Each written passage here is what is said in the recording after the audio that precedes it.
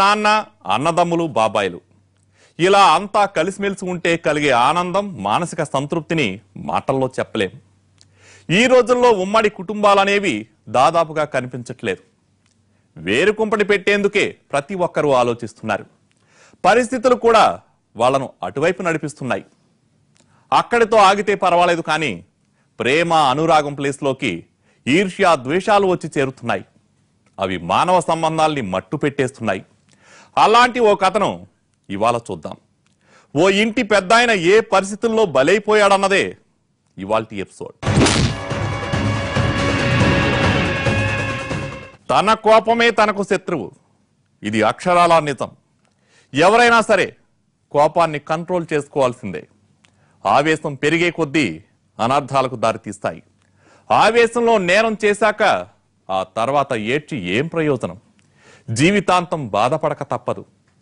ఇలా ఎందుకు అంటున్నానో ఈ కథ చూస్తే మీకే అర్థమవుతుంది.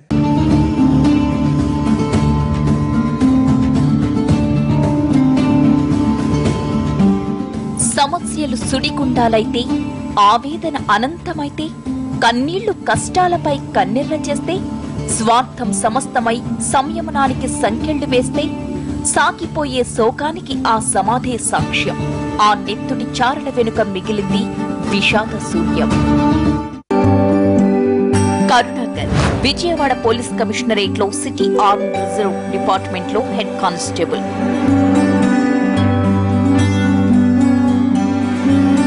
ఆయన భార్య గంగావతి.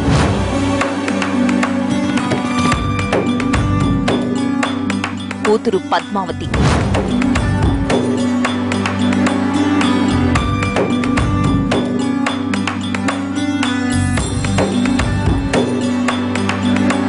కొడుకు వివేక్.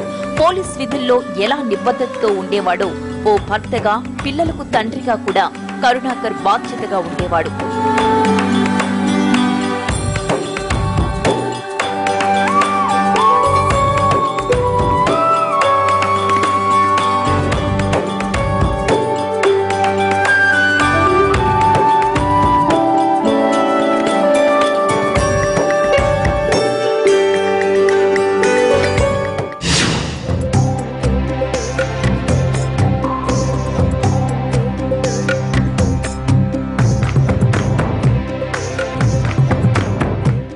ఆయనంటే డిపార్ట్మెంట్ లో అందరికీ ఎంతో గౌరవం ఉండేది.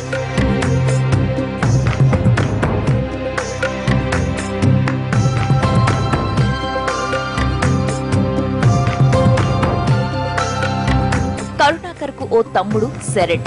అతనంటే ఎంతో ప్రేమ కనబరిచే ఆయన తరచుగా అతన్ని కలుస్తూ యోగక్షేమాలు తెలుసుకునేవాడు. ఇలా అనుబంధాలు, ఆప్యాయతలు అయిన వాళ్లు వాళ్ల అరమరికల్లేని ప్రేమకు ప్రాణమిచ్చేవాడు కరుణాకర్.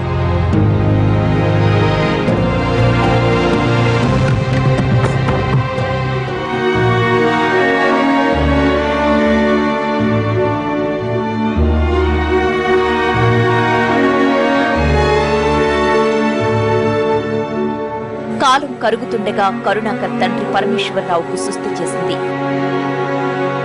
అసలే భార్య చనిపోయి ఒంటరైన ఆయన ఇక ఎంతో కాలం బతకనని అనుకున్నాడు. పెడనలో ఉన్న పొలాన్ని అమ్మేసి ఇద్దరు కొడుకులకు ఆస్తుల పంపకాలు చేయాలనుకున్నాడు. అందుకు కరుణాకర్తో పాటు ఆయన తమ్ముడు శరణ్ కూడా ఒప్పుకున్నాడు.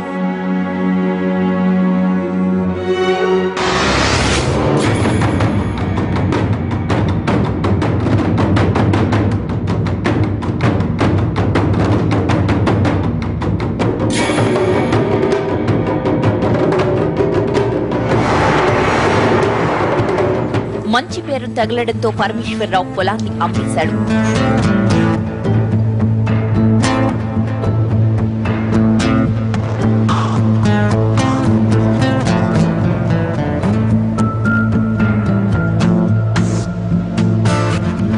ఇందుకు 50 లక్షలు ఉంటాయి.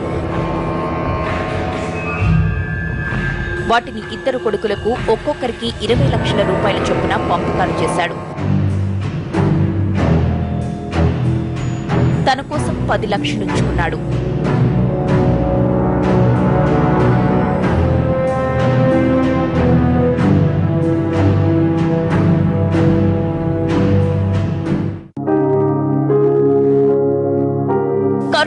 తన వాటా కింద వచ్చే 20 లక్షల రూపాయలను ప్రస్తుతానికి వద్దు అన్నాడు. అవసరమైనప్పుడు తీసుకుంటానని చెప్పి ఆ డబ్బును తన తండ్రి దగ్గరే ఉంచాడు.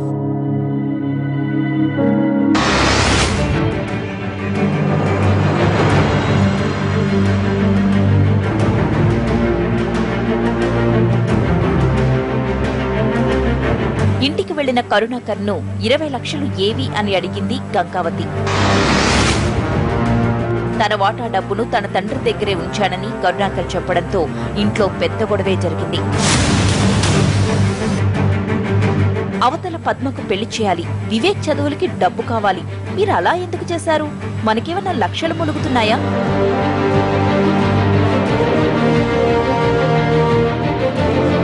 ఎందుకు టెన్షన్ పడతావు?